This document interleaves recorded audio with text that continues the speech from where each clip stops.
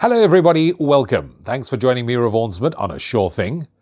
It's Tuesday mid-morning ahead of midweek racing in KZN on Wednesday at Hollywoodbets Greyville. Now there's lots of inclement weather about in KZN. Sunday's race meeting at Hollywoodbets Scottsville was called off. There's still more rain forecast right up until Wednesday, so I would suggest on Wednesday morning, have a look at the Sporting Post website, go on to Gallop TV to see whether this race meeting is going ahead as scheduled. We have 7 races on the poly track at Hollywoodbets Greyville. The first race gets underway at 13:05. You of course need to be on at 1 p.m. with your Hollywoodbet punted challenge selections. Well done again to the 2 punters who correctly chose the 8 winners at Fairview on Friday.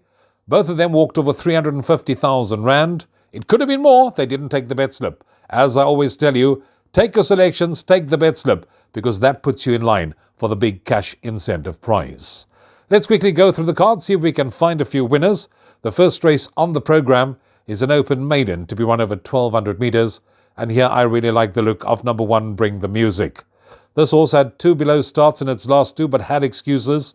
Rachel Venneker is now on board. She claims the 1.5. The blinkers are off. And I do think that this horse meets the right kind of field to take the lion's share of the prize money. Number 2, Fire Tiger. That was a moderate debut, but there's any amount of scope for improvement, so that's certainly one that needs to be considered for the placings. 5, River Dance, has been finding the frame in its last few, can find the frame again on Wednesday. 6, Lightning Fork, comes back in trip, and then number 7, Deputy Chief, has been rested, has been gelded, and if not in either the run, could even pop up. So, as I told you, I like number 1, Bring the Magic. I'm going with that one ahead of 5, 6 and 2 in the opener. Race 2 is an open maiden for fillies and mares to be run over 1,200 meters. And here a field of 9 runners will contest the second race on the card. 1, Dazzling Diva is a first-timer. 2 needs to do a little bit more. 3, Radiant Heat is a Joburg Raider, always there or thereabout. I like the look of number 4, Long Street. This one from the stable of Tony Riverland. He's booked log-leading jockey Craig Zaki for the ride. Had excuses in its last 2, and you'll see that in its penultimate, the jockey thought something was amiss, and last time was not finding any extra.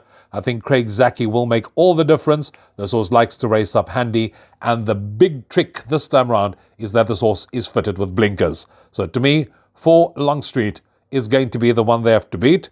6, Kasari has to be included. This one was backed on debut from 33 to 1 into 8 to 1, so it must have been showing something back home. Also get the blinkers, and we can expect any amount of improvement to come. Then there's number 8, De Rosa, from the stable of Gareth van Sale. He had 2 winners at Hollywoodbets Kenilworth on Saturday, and those were 2 feature race winners. The stable's in form. This horse is getting closer. The form line of its last start has been franked, so that one should be considered for all permutations. And 9, Sanka Wakan, comes in with a low weight of 51. Having the 4 kilo claiming Appy on board, must have a money chance. As I said, I like number 4, Long Street. I'm going with that one to win it from 8, 9 and 6.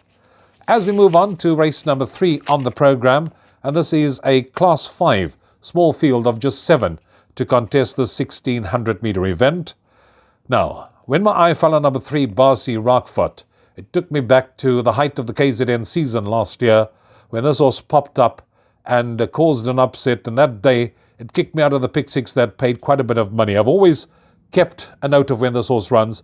He comes back from a bit of a break. That may have done him the world of good, so I'm really going to keep an eye on him.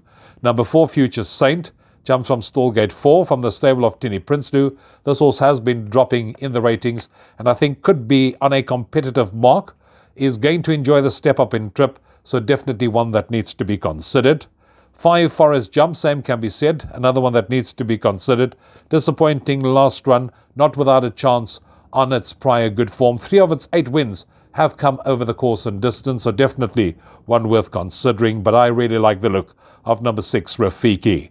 From the stable of Andre Nell, he of course also had a feature race winner on Saturday at Hollywoodbets Kenilworth, gets the services of Rachel Venneker. She takes that 1.5 kilo off the back.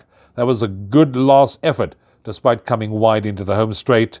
The last form line of this horse has been franked, so that bodes well for this one's chances, coupled with the fact that it is having a third run after rest. So 6, Rafiki, for me, is the one to win it. ahead of 4, 5 and 3. Moving on to race 4 on the card, and another small field will go to post. They move to the 1600 metre mark for this maiden plate, where just 7 of them will contest it. Number 1, Deserto. This one has been improving with each and every start. Can pop up in the money. 2, Tango comes back from a bit of a break. Number 3, the Wolf is always there or thereabout, but is held on form by number 6, Green Mile, who I'll get to in a short while. And number 5, Freddie Slater. First run since being gelded, if not in need of the run, definitely could pop up. But I really like number 6, Green Mile. And I think the Andre Nel yard can have a quick double. This horse has got very, very good form of late. And I do think that this is the course that they all have to beat. The 4th horse from its last start has subsequently come out and won. So that form line has been franked. And if this horse takes to the poly, will unsaddle in the winner's enclosure. So I'm going 6, Green Mile to win it from 1, 3 and 5. Race 5 on the card is an open maiden for fillies to be run over 1600 metres. Number 1, Mistress Rebecca, ran a typical second run after race last time out. Third run after rest, I think we can expect improvement. 3, D-Day is an interesting runner for me. 2 reasons. Firstly, in its penultimate, it finished 2.8 lengths behind number 8, La Vida Loca. Is now 1.5 kilos bit off at the weights with that one, so that should bring the two closer to each other. And then the last form line has subsequently been franked, so that also bodes well for this one's chances, and one that definitely makes the shortlist. But then we get to number 7, Messalina. Now this horse has got solid Joburg form. This horse likes to race up handy. That last form line has certainly held up well, in that we've had a couple of horses come out of it, and I give this horse a very, very big chance of winning. Likewise, 8, La Vida Loca also must have a very big chance. Has got very good recent form. That last form line has also been franked and should be involved in the finish. I must admit, I couldn't choose between 7 and 8, whether it's 7 from 8 or 8 from 7, either of those to win it from 3 and 1 in race number 5. Moving on to race 6, and I thought this was a really nice race. A C Stakes for fillies and mares to be run over 1800 metres. Number 2, Mocha Blend. Now, this was an easy winner of its second start. The form line of that race has been franked. Coming out for its third career run, there's still any amount of scope for improvement, and definitely one for the shortlist. Number 4, Off Limits.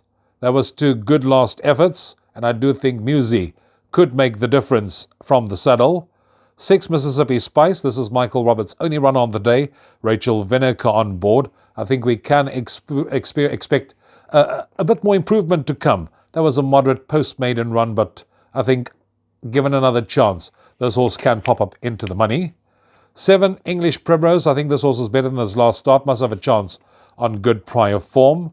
Number 8, Sasha's Dream, has also got a very good last run under the belt, and if that one repeats that kind of run, can get into the shake-up. But I really like the look of number 9, Queen Amina. This horse was second behind subsequent winner. She is a bomber last time out.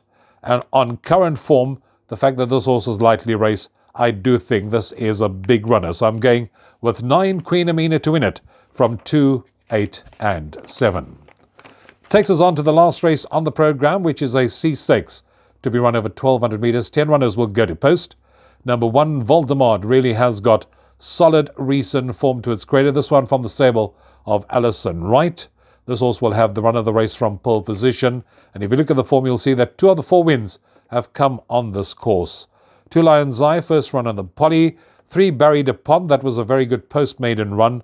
I think a repeat of that could possibly see this one pop up into the placings. 6, Fish Eagle. This one has done very good for the Gary Reach stable. Loves the poly. Look at that last 3 runs. Always in the money. Number 8, McDazzler. Now, this is the horse that I really like in this race. This horse has got very, very consistent form. Likes to race up handy, has got lots of toe. And if you look at that last run, finished behind a horse called Andy Cool. Andy Cool went close next time out. So to me, this is the horse that will probably take the lion's share of the prize money. Ahead of number 10, Preemptive Strike, who ran on strongly from last when it won over the course and distance last time out. And the reason why I'm going with Preemptive Strike for second is because of a 1200 may just be coming a little bit too late. So I'm going 8, 10, 1 and 6 in the last on the program. And that's it for our preview of racing at Hollywoodbets Greyville. Fingers crossed that we do get this meeting underway and that we do race on Wednesday. I trust it will be an enjoyable and profitable afternoon for you. From me, Rouvaun, till next time, take care. Cheers for now.